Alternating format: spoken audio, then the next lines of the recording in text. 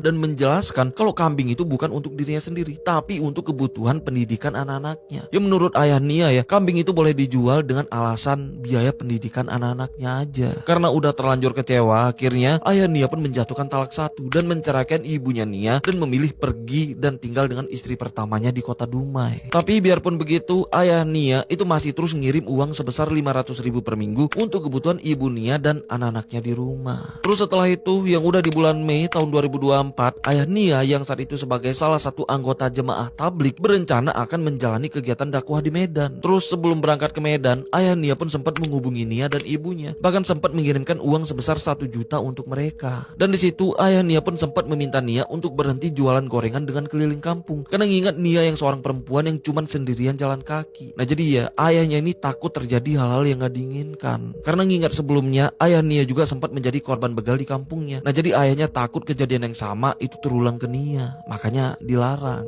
Tapi setelah ayahnya berangkat ke Medan untuk mengikuti kegiatan dakwah, Nia yang merasa kalau jualan udah menjadi pekerjaannya, apalagi Nia juga sedang berjuang untuk nabung biaya kuliah, jadinya dia pun tetap jualan kayak biasa. Ia menjual gorengan keliling kampung yang sering melewati kawasan sepi perkebunan dan juga melewati lokasi di mana biasanya segerombolan anak muda di sana pada nongkrong. Salah satunya orang ini yang bernama Indra Septiarman, di mana Indra ini sering nongkrong sama teman-temannya dan juga sama salah satu pamannya yang juga sebagai teman tongkrongannya, yang nongkrong di area warung pinggir jalan dan terkadang nongkrong di wilayah perkebunan yang sunyi, di mana wilayah itu emang sering dilewati Nia pas menjelang maghrib karena emang rute arah pulangnya. Nah soal Indra, dia ini pemuda di sana yang tinggal cuman dengan bapaknya yang bekerja sebagai supir dan petani sawah. Di desanya ya, Indra ini tuh emang sering menghabiskan waktu dengan nongkrong dengan teman-temannya. Selain itu, Indra juga dikenal sebagai pemuda yang cukup bermasalah, karena di tahun 2013 lalu Indra ini sempat dipenjara selama 4 tahun karena kasus pencabulan.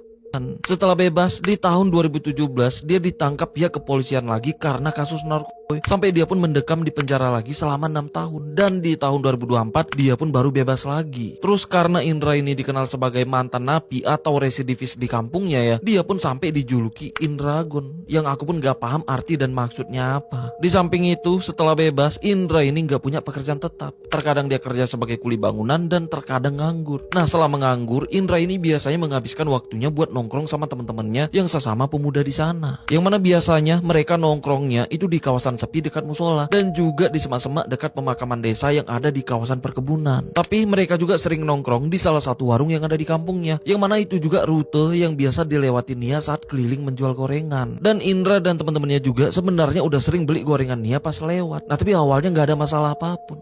Nah tapi kali ini ya, disinilah masalahnya pun dimulai.